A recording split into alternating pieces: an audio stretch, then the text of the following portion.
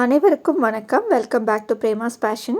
இன்றைக்கி நம்ம சேனலில் குக் வித் கோமாளி சீசன் 6ல் செஃப் கௌஷிக் பண்ண ரெசிபி தான் பார்க்க போகிறோம். ஃபஸ்ட்டு வாழைப்பூ கோலா உருண்டை எப்படி பண்ணுறதுன்னு பார்க்கலாம். இதுக்கு ஹோல் ஸ்பைசஸ் எடுத்துக்கோங்க. கொஞ்சமாக கசகசாவும் சோம்பும் இது கூடயே சேர்த்துக்கலாம். 10லேருந்து 12 சின்ன வெங்காயம் போட்டுக்கலாம். இஞ்சி பூண்டு இது ரெண்டையுமே சேர்த்து அரைக்க போகிறோம், அதுவும் போட்டுக்கலாம். காரத்துக்கு ஒரு பச்சை மிளகா, 2 டீஸ்பூன் பொட்டுக்கடலை போட்டுக்கோங்க. 1/2 டீஸ்பூன் சிவப்பு மிளகாய் தூள் போட்டுக்கலாம். தேவைக்கு தகுந்த மாதிரி உப்பு போட்டுக்கோங்க. வாழைப்பூவை நல்லா க்ளீன் பண்ணி வச்சுருக்கிறேன். உள்ள நாரெல்லாம் எடுத்து அதை இது கூட ஆட் பண்ணிக்கலாம். ஆட் பண்ணிவிட்டு நல்லா அரைச்சிருங்க. இந்த மாதிரி நல்லா அரைச்சிட்டிங்கன்னா தான் உங்களுக்கு உருண்டை பிடிக்கிறதுக்கு ஈஸியாக இருக்கும். இது கூட பொடியாக கட் பண்ணி வச்சுருந்த கொத்தமல்லி தலையும் கருவேப்பிலையும் சேர்த்துக்கலாம். ஒன்றா சேர்த்து எல்லாத்தையும் மிக்ஸ் பண்ணிக்கலாம். மிக்ஸ் பண்ணிவிட்டு இதை சின்ன சின்ன உருண்டையாக பிடிச்சி ரெடியாக வச்சுக்கோங்க. எல்லாத்தையுமே நம்ம ரெடி பண்ணியாச்சு. இப்போது இதை வாழை நாரை வச்சு கட்ட போகிறோம். வாழைப்பூ கோலா உருண்டை பார்த்திங்கன்னா தஞ்சாவூர் சைடில் ரொம்பவே ஃபேமஸுங்க. இதை பொதுவாக மட்டனில் பண்ணுவாங்க. நாம் இன்றைக்கி வாழைப்பூவில் பண்ணியிருக்கோம். இந்த மாதிரி எல்லா உருண்டையுமே வாழை நாரில் வச்சு கட்டிக்கலாம். எண்ணெய் நல்லா காஞ்சதும் ஒவ்வொன்றா போட்டு பொரிச்சு எடுத்துக்கோங்க. 2 சைடும் நல்லா திருப்பி போட்டு எடுத்துக்கலாம். இந்த மாதிரி நல்லா ரெட்டிஷ் கலரில் வெந்து வரணும், உள்ளேயும் வேகணும். அது வரைக்கும் நல்லா வேக வச்சு எடுத்துக்கலாம். வாழைப்பூ கோலா உருண்டை ரெடி ஆகிடுச்சு. இப்போது தேங்காய் பால் ரைஸ் எப்படி பண்ணுறதுன்னு பார்க்கலாம். குக்கரில் 1 டேபிள் ஸ்பூன் எண்ணெய் ஊற்றிக்கோங்க. ஹோல் ஸ்பைசஸ் போட்டுக்கலாம். கிராம்பு, பட்டை, ஏலக்காய், பே லீஃப் இதெல்லாமே போட்டுக்கிறோம். 1 கப் ஜீரக சம்பா அரிசியை நல்லா வாஷ் பண்ணி வச்சுருக்கிறேன். இதை இந்த எண்ணெயில் போட்டு நல்லா ஒரு தடவை வதக்கி விட்டுக்கோங்க. ஃப்ளேவர் நல்லா இறங்கும். இப்போ நான் தேங்காய் பால் 2வது தேங்காய் பால் எடுத்து வச்சுருக்கேன். அதை 1 கப் ஊற்றிக்கலாம். ஊற்றிட்டு நல்லா மிக்ஸ் பண்ணிக்கோங்க. தேவைக்கு தகுந்த மாதிரி உப்பு போட்டுக்கோங்க. இது நல்லா கொதித்து வந்ததும் முதல்ல எடுத்து வச்ச தேங்காய் பாலை ஊற்றிக்கலாம்.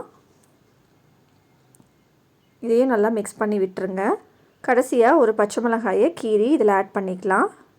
இப்போ இந்த சாதம் நல்லா கொதி வந்ததுக்கப்புறம் மூடி போட்டு ஹை ஃப்ளேமில் 2 விசில் வச்சு எடுத்துக்கோங்க. சாதம் பார்த்திங்கன்னா நல்லா வெந்து வந்திருக்கு. இந்த தேங்காய் பால்லையே ஃப்ளேவர் பார்த்திங்கன்னா ரொம்பவே நல்லா இருக்குங்க.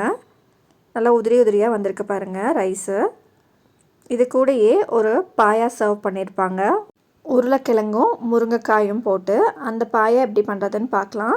இதுக்கு ஒரு மிக்ஸி ஜாரில் ஹோல் ஸ்பைசஸ் ஆட் பண்ணிக்கலாம். சோம்பு, கல்பாசி, பட்டை, கிராம்பு, ஏலக்காய் இதெல்லாமே போட்டிருக்கேன்.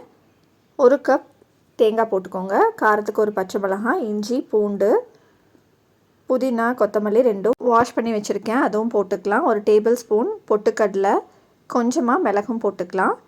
இதெல்லாத்தையும் நல்லா அரைச்சிருங்க.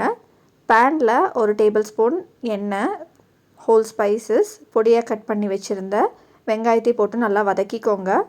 ஒரே ஒரு தக்காளியை பொடியாக கட் பண்ணி வச்சுருக்கிறேன், அதையும் போட்டு நல்லா வதக்கிக்கலாம். தக்காளி நல்லா வதங்கினதும் பொடியாக கட் பண்ணி வச்சுருந்த முருங்கைக்காவை இது கூட ஆட் பண்ணிக்கலாம்.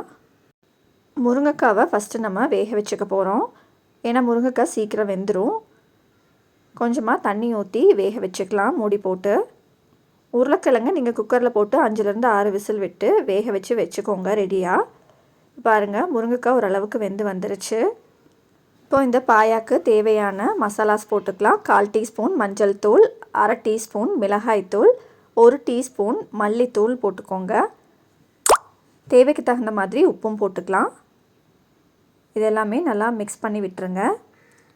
விட்டுட்டு நம்ம வேக வச்சு வச்சுருந்த உருளைக்கிழங்க இது கூட போட்டு நல்லா மிக்ஸ் பண்ணிக்கலாம். இந்த ஃப்ளேவர்ஸ் எல்லாமே நல்லா இந்த உருளைக்கிழங்கு கூடயும் முருங்கைக்காய் கூடயும் இறங்கணும். நல்லா மிக்ஸ் பண்ணிக்கோங்க. இப்போ நம்ம அரைச்சி வச்சுருக்கிற பேஸ்ட்டை இது கூட ஆட் பண்ணிக்கலாம். புதினாவும் கொத்தமல்லியும் ஆட் பண்ணங்காட்டி ரொம்பவே இது ஃப்ளேவர்ஃபுல்லாக இருக்குங்க. நல்லா மிக்ஸ் பண்ணிவிட்டு தேவைக்கு தகுந்த மாதிரி தண்ணி ஊற்றிக்கோங்க. தண்ணி ஊற்றி இதில் டைல்யூட் பண்ணிக்கலாம். பொட்டுக்கடலை போட்டிருக்குறோம், அதனால் நல்லா கெட்டியாக வரும் இந்த கிரேவி. நல்லா மூடி போட்டு நல்லா கொதித்து வந்ததும் நல்லா மிக்ஸ் பண்ணி விட்டுக்கோங்க. பாருங்கள் நல்லா கொதித்து வந்துருச்சு. இந்த பாயா பார்த்திங்கன்னா இடியாப்பம்க்கு, இட்லிக்கு எல்லாமே சூப்பராக இருக்கும். கடைசியாக கொத்தமல்லி தூவி நல்லா மிக்ஸ் பண்ணி விட்டுறலாம். இந்த பாயா பார்த்திங்கன்னா இடியாப்பம், மைல்டான ஃப்ளேவர்ட் புலாவ், கீ ரைஸ், தேங்காய் பால் சாதம் இதுக்கு எல்லாமே ரொம்பவே நல்லாயிருக்கும். நீங்களும் மறக்காமல் ட்ரை பண்ணி பாருங்கள். ட்ரை பண்ணி பார்த்துட்டு உங்கள் ஃபீட்பேக்கை கமெண்ட் பாக்ஸில் கொடுங்க. நான் உங்களை இன்னொரு வீடியோவில் மீட் பண்ணுறேன். நன்றி, வணக்கம்.